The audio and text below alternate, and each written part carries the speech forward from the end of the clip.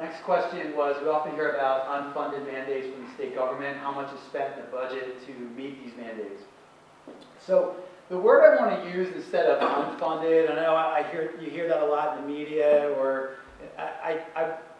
instead I don't think the word is unfunded, it's more underfunded, because you can make an argument that you're getting funded, from the state, but is it enough, right? So it's not that, I'll show you some mandates that simply do not, it's not like mandates come out and say, here's the dollar amount associated with it. The mandates come out and it's sort of all part of the larger revenue that you receive from the state or federal government.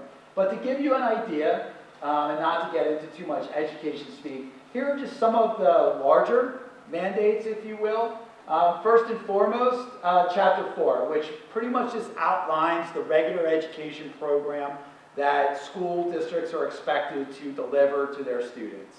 The basic curriculum, reading, writing, math, social studies, how many years, physical education, that sort of thing. So Chapter 4 really provides probably what I would say is the core or the foundation for what schools need to follow. It's their very existence in educating the students.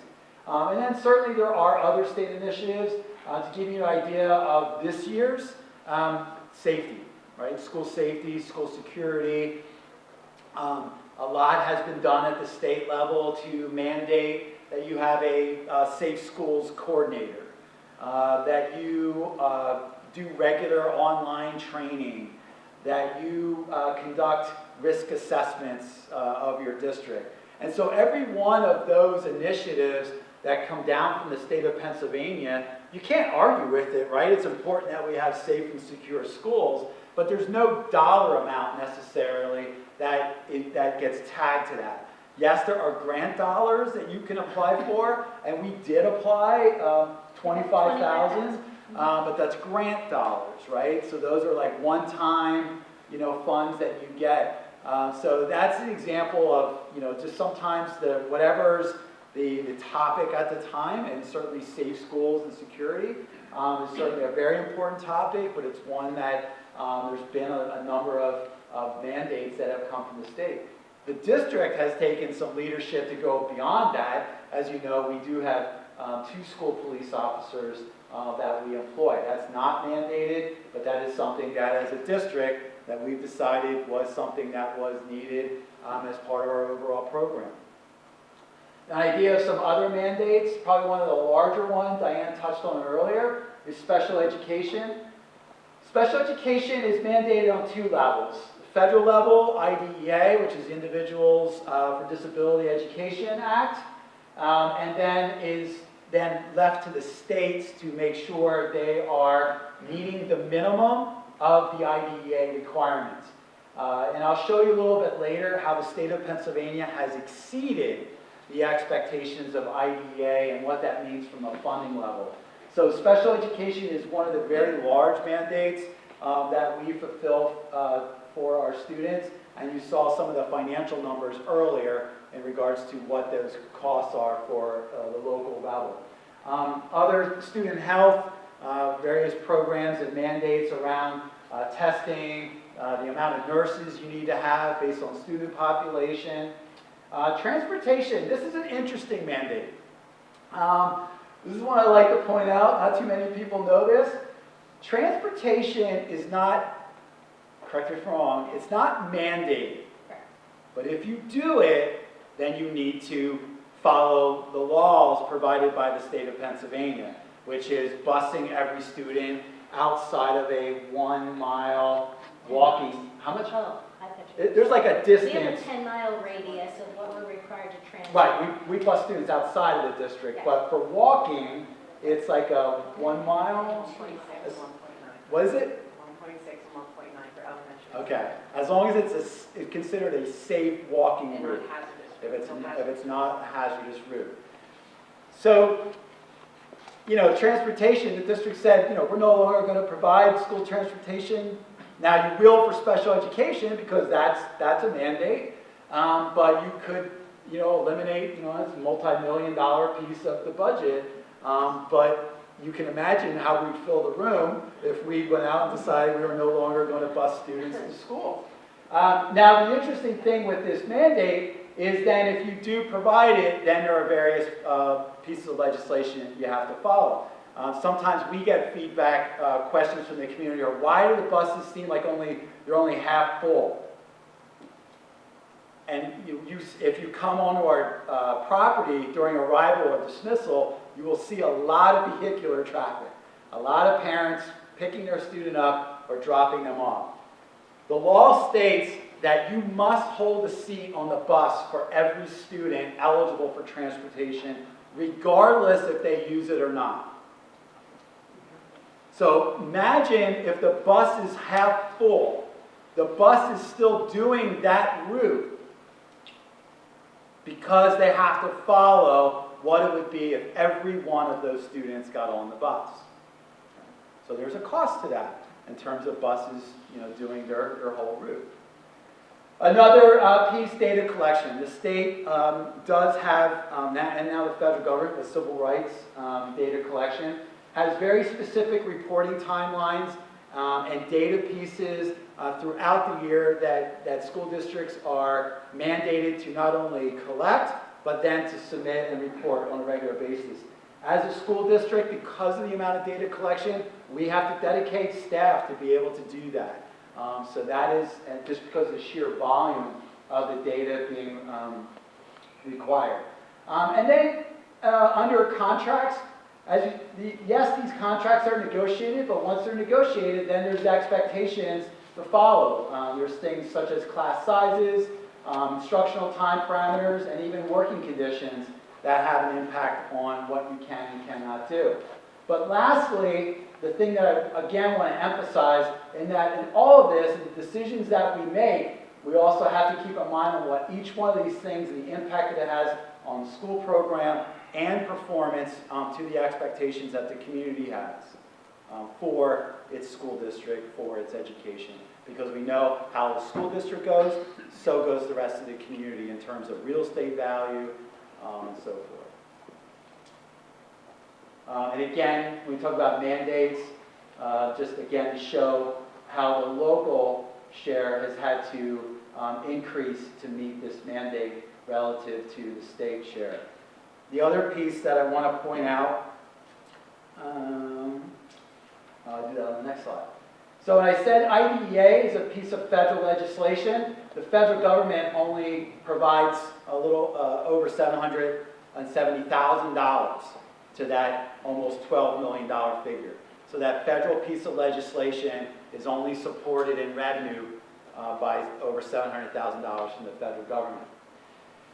A couple of years ago, there is a special education attorney, and the question was asked, what does the state of Pennsylvania do that's in addition to IDEA? And so the attorney's name is Andy Faust, and in the first sentence of his email, it was, in reality, nearly all of the text of Chapter 14, which is the state's legislation for special education, exceeds IDEA. So the state of Pennsylvania has decided to do much more in supporting special needs learners in the state of Pennsylvania. And again, keeping in mind in terms of what the state has been willing to support in revenue over those years. To give you an idea, school districts under tight timelines. Almost everything has timelines to it. Testing, evaluation, IEPs. And so to meet those timelines, you've got to better make sure that we have staffing to meet that. So I'll give you an example. If we get a deluge of test referrals for testing, we only have so many school psychologists. We have 60 calendar days or school days? Calendar days. 60 calendar days in which to do that testing. So if the number of referrals that we get in exceeds the staffing capacity to be able to do that in 60 days, we got to go out and get additional staffing because we're held to those 60-day timelines. If we don't meet it, we're liable then as a school district for compensatory education to that family. Chapter 14 also determines caseload maximums, which then determines staffing. High needs autistic support students, 8 students is the most that a staff member can have on their caseload. So if it's a high-need autistic population and we go over 8, we have to hire an additional staff person. Speech therapists, occupational, we contract out for OT, but learning support, intellectually disabled, autistic support, every one of those have caseload maximums that then determine your staffing. While it's not special education, English as a second language, we are looking at needing to add another English as a second language teacher because of the growth in that student population in our district. We currently have 2 full-time. We looked at, we need to go to a 3rd because of the number of students eligible for that instruction. Training requirements, certification requirements. Some students require extended school year over the summer, which again is then a staffing piece to staff that during the summer months. There's mandates around discipline. You can only discipline students to certain days if they have IEPs, even things around classroom space. There's due process in terms of rights that parents have to hold districts to performance in those IEPs.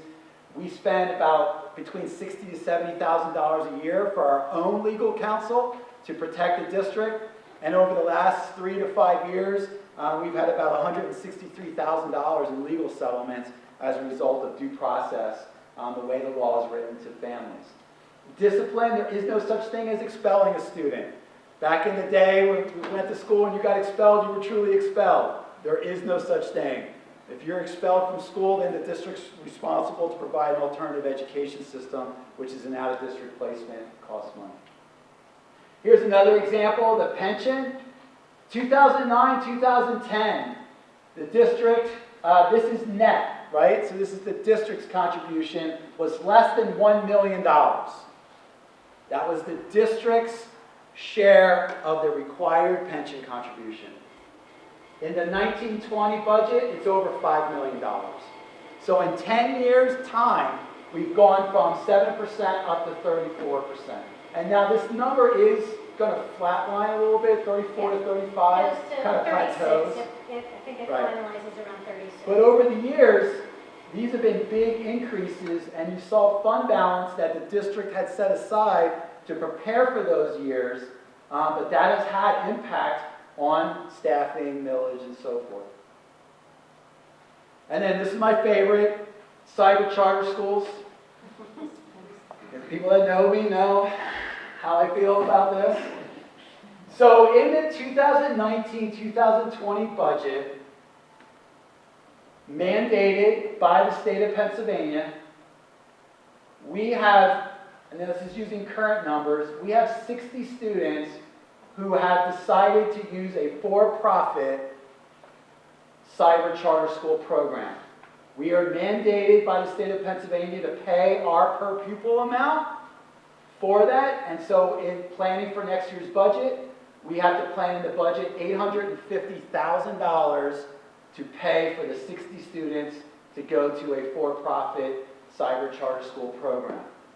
We have our own cyber program called GM Gold. There are currently 50 students in that program. If we project that number forward, and what we've done in planning is we are only expecting to spend $220,000 to educate those students on an online cyber program. Big cost difference. There are 2 pieces of legislation currently. One is House Bill 526, and one is Senate Bill 34. These are bipartisan pieces of legislation. And I want to emphasize bipartisan because it's not often that you can get legislation to be bipartisan. Basically, both bills are saying that if a district provides their own cyber program and you choose to go elsewhere, you pay for it. Similar, you want to go to Berks Catholic, you want to go to a private school, Lancaster Country Day, you pay for it. So this is a very aggressive piece of legislation. Whether it passes, who knows? If you have, depending on what your opinion is and position, to contact local legislators to weigh in on how you feel about this. If nothing else, what would help is a better more appropriate accounting for what it actually costs to send somebody, to educate somebody in an out-of-district for-profit cyber charter.